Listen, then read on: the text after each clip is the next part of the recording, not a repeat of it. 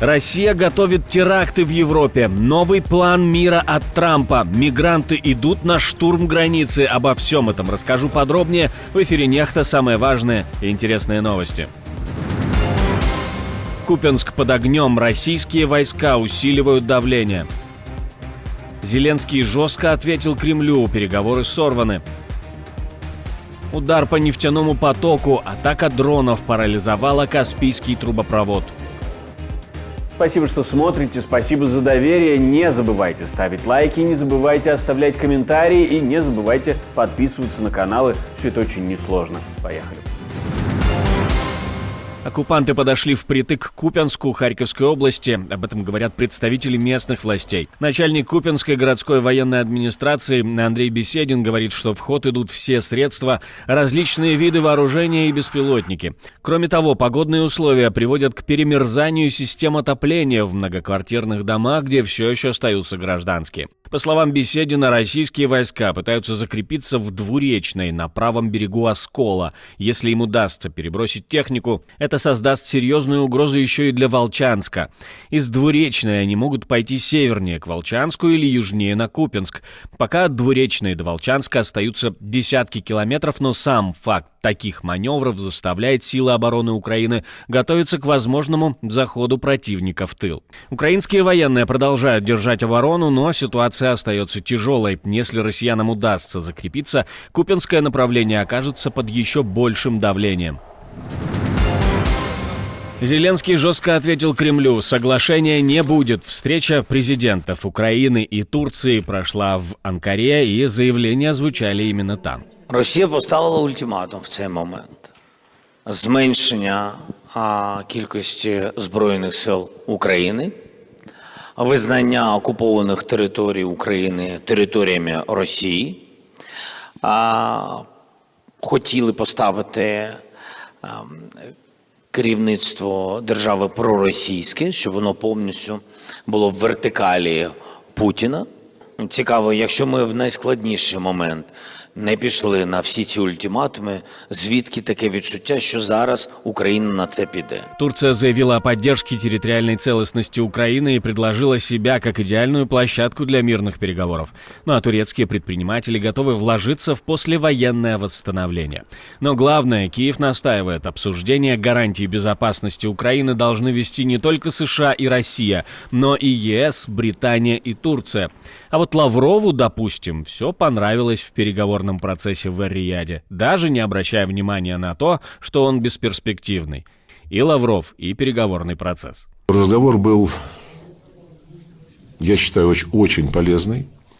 Мы не просто слушали, но и слышали друг друга. И у меня есть основания полагать, что американская сторона стала лучше понимать нашу позицию, которую мы на основе многократных выступлений президента Путина подробно на конкретных примерах изложили в очередной раз. Тем временем Трамп отправляет в Киев своего спецпредставителя по Украине Кита Келлога, который должен прибыть в украинскую столицу 20 февраля. Кроме того, президент Украины отменяет визит в Саудовскую Аравию, видимо, чтобы не пересекаться с россиянами и отсечь все трактовки и обвинения. Все эти события сплетаются в один большой клубок. Как раз о нем мы поговорили с политологом Алексеем Буряченко, а также о политических бонусах, которые может принести или не принести отмена визита в Саудовскую Аравию президента Украины. Для того, чтобы действительно не было каких-то казусов, я считаю, что абсолютно правильно, что этот визит на несколько дней перенесен, потому что ни Соединенные Штаты, ни тем более Российская Федерация, никто Украину сейчас не приглашал за диалоговый стол. И более того, какой смысл принимать в этом участие, если на столе ничего не лежит? Дополнительно легитимизировать то, про что будут говорить про Украину без Украины, то нет, конечно же. Поэтому абсолютно ожидаемая позиция. США и Россия предлагают Киеву трехэтапный план. Об этом сообщила ведущая и корреспондент Fox News в Белом доме Джеки Хайнрих. Дипломаты поговаривают, что Москва и Вашингтон считают проведение выборов в Украине ключевым условием для успешного урегулирования. Но по данным другого американского источника, знакомого с переговорами, вопрос выборов обсуждается и может быть частью будущих переговоров, но не сегодня. Что включает в себя этот трехэтапный план? Прекращение огня, проведение президентских выборов и финальное мирное соглашение. Москва уверена, что Зеленский проиграет на выборах, а новый лидер будет готов на уступки. Вашингтон якобы не возражает. Украинская сторона обеспокоена, ведь план разрабатывают без участия Киева, хоть он не особо сложный и не особо детальный.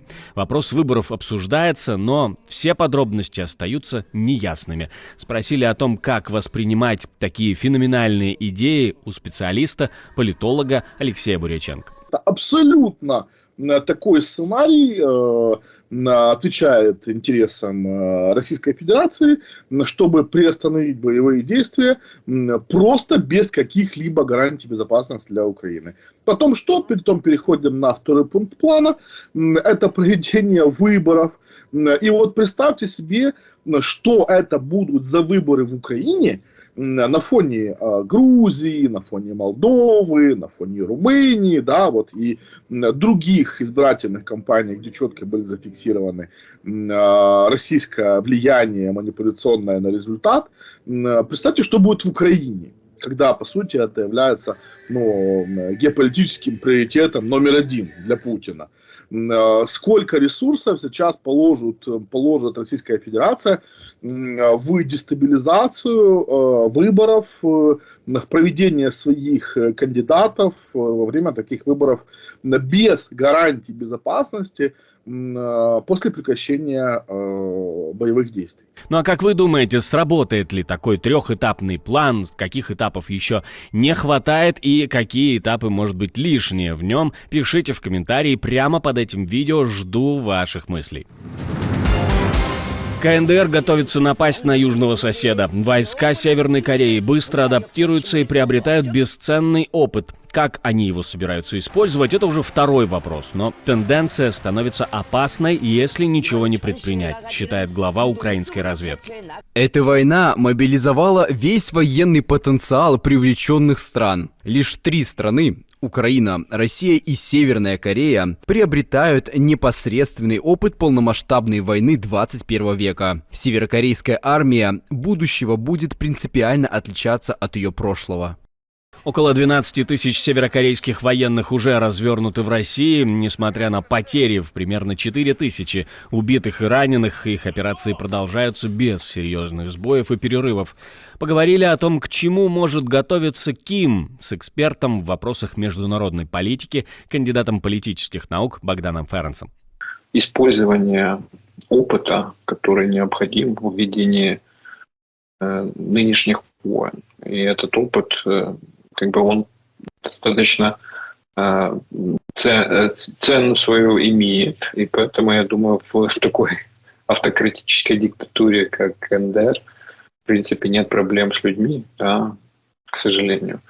Ну и Ким Чен Ын решил использовать такую возможность для того, чтобы действительно переобучить, увидеть понимание, каким образом сейчас в нынешних обстоятельствах вести войны технологичные в первую очередь, а не по лекалам там еще 50-летней давности. Касательно конфликта или возможного военного столкновения между Южной и Северной Кореей, они всегда, в принципе, в состоянии такого неопределенного будущего и риска вот этого как раз столкновения. Мигранты пошли на штурм. Польские пограничники зафиксировали новую волну попыток прорыва через границу с Белоруссией. В прошлые выходные более 70 групп мигрантов пытались пересечь рубеж. Введена буферная зона, запрещающая посторонним находиться в 200-метровой полосе вдоль рубежа. Министр внутренних дел Томаш Симоняк заявил, что страна не намерена принимать новых мигрантов и платить за это штрафы. С Сценарий стандартный. Ищут слабые места, где нет 5-метрового забора, ставят лестницы на колючую проволоку или идут через реки Свислочи и Стачанку. Но большинство, увидев польских силовиков, тут же разворачиваются обратно. Депутат-единорос собирался вытереть ноги от Трампа, но потом ему позвонили. В Ставрополе депутат от «Единой России» и бывший участник войны в Украине Олег Петровский решил потроллить США и положил у входа в свой кабинет коврик с изображением Дональда Трампа. Но уже на следующий день и пост в соцсетях, и коврик исчезли, а сам Петровский оправдался тем, что, цитирую, «политическая обстановка в мире изменилась». Конец цитаты. Что ж произошло? Буквально накануне Путин и Трамп обсуждали подготовку к переговорам. Очевидно, единорос быстро понял, что перегибать палку тут не время. Но в своем стиле Петровский добавил, что все равно ненавидит Запад и убежден в поражении США. Это тот же человек, который еще в ноябре приходил в парламент с футболки с портретом Путина и надписью «Крепкий орешник».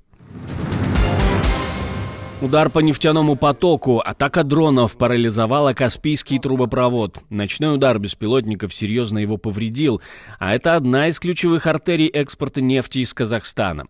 Пострадала нефтеперекачивающая станция Кропоткинская в Краснодарском крае, которую пришлось полностью отключить. Последствия: прокачка нефти из Казахстана рухнет на 30%. Восстановление займет до 2 месяцев, а это означает миллионные убытки и новый удар по российскому нефтяному экспорту. Кремль молчит, но факт остается фактом. Стратегическая инфраструктура становится уязвимой, а атаки все чаще заходят вглубь России. Европейские спецслужбы готовятся к атакам смертников, которые могут быть организованы по сценарию джихадистов, но с российским почерком. По данным Роберт Лэнсинг Институт, Москва уже начала использовать смертников в Украине, что свидетельствует о новом этапе гибридной войны. Теперь есть опасения, что подобная тактика может распространиться и на Европу. Разведки рассматривают сценарий атак на военные, энергетические и правительственные объекты. Под ударом может оказаться Германия, Франция, Великобритания, Австрия и Польша. Переход России к террору – это отчаянный шаг или новая стратегия? Готова ли Европа к такому вызову, как вы думаете? На самом деле будет такое? 31 лауреат Нобелевской премии подписал открытое письмо с требованием к мировым лидерам добиться освобождения белорусских политзаключенных. Среди подписантов Дмитрий Муратов, Светлана Алексеевич, Александра Матвейчук и другие известные общественные деятели. Они призвали Дональда Трампа и лидеров ЕС срочно вмешаться и напомнили о том, что более 300 тысяч человек были вынуждены покинуть страну. Тысячи прошли через пытки, а некоторые погибли в заключении. Мы призываем мировых лидеров, общественных деятелей и всех людей совести поддержать кампанию за освобождение узников совести в Беларуси. Судьбы тысяч людей зависят от решительных и скоординированных действий международного сообщества. Сейчас в белорусских тюрьмах 1218 политзаключенных, включая нобелевского лауреата Олеся Беляцкого. 39 человек обвинены в измене государству, и это только те случаи, о которых известно. По информации The New York Times, Вашингтон и Минск обсуждают возможную сделку освобождения заключенных в обмен на смягчение санкций США. Мы с вами говорили об этом в предыдущих выпусках. Спасибо, что смотрите, спасибо за доверие. Не забывайте про лайки и комментарии, не забывайте подписываться на канал и про кнопочку «Супер спасибо» тоже не забывайте. На этом у меня все, до встречи и хороших вам новостей.